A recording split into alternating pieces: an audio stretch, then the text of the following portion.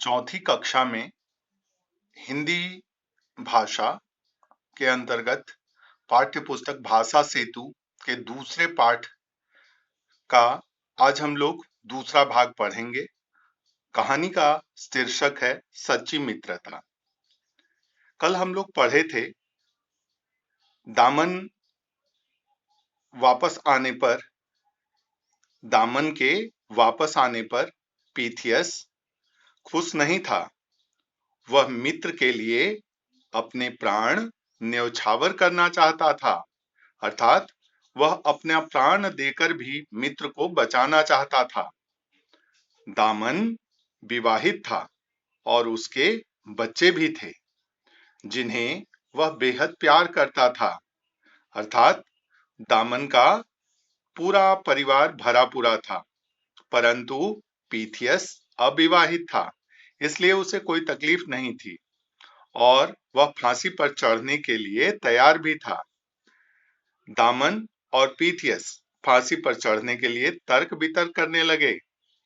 दोनों में आपस में विवाद होने लगा, दोनों लड़ाई झगड़ा करने लगे। राजा ने मित्रता की ऐसी मिसाल पहले कभी नहीं देखी थी। कुछ देर तक वह दोनों को मंत्र मुग्ध होकर देखता रहा, अर्थात दोनों की लड़ाई को वह ध्यान से देखता रहा। फिर अपने आसन से उतरकर वह उन दोनों के पास आया और बोला, मित्रता की ऐसी मिसाल मुझे आज तक नहीं देखने को मिली, ना ही सुनने को मिली है। आप दोनों में से किसी को मरना नहीं होगा। यदि आप दोनों चाहें तो मेरे दोस्त बन सकते हैं। राजा के द्वारा पीथियस और दामन को ऐसा कहा जाने पर दोनों बादशाह का हाथ चूमकर उससे दोस्ती कर ली। पीथियस बहुत बहादुर था। उसकी वीरता की अनेक कहानियां हैं और केवल यूनान तक नहीं बल्कि सारी दुनिया में उसकी कहानियां पढ़ी और सुनी जाती हैं। इन दोनों मित्रों की दोस्ती से राजा की शक्ति बहुत बढ़ गई, अर्थात वह राजा और उसका राज्य शक्तिशाली हो गया, बलवान हो गया।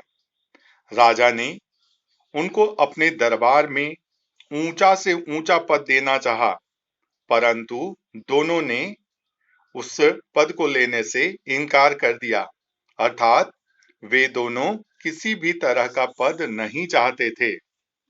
उन्होंने विनम्रता के साथ कहा, हम लोग मित्र ही बने रहें तो अच्छा होगा। मित्रता और चाकरी दोनों को साथ निभाना कठिन है। चाकरी का अर्थ है नौकरी, मित्रता और नौकरी एक साथ कर पाना मुश्किल है। इस कहानी से हमें यह शिक्षा मिलती है कि मित्रता बहुत बड़ी चीज होती है और मित्रता की रक्षा करना, उसका सम्मान करना बहुत बड़ी बात होती है। राजा ने उन्हें बड़ा पद देने का भी प्रयास किया, परंतु वे दोनों उस पद को लेने को अस्वीकार कर देते हैं।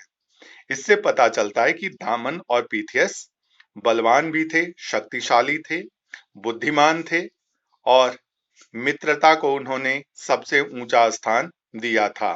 धन्यवाद।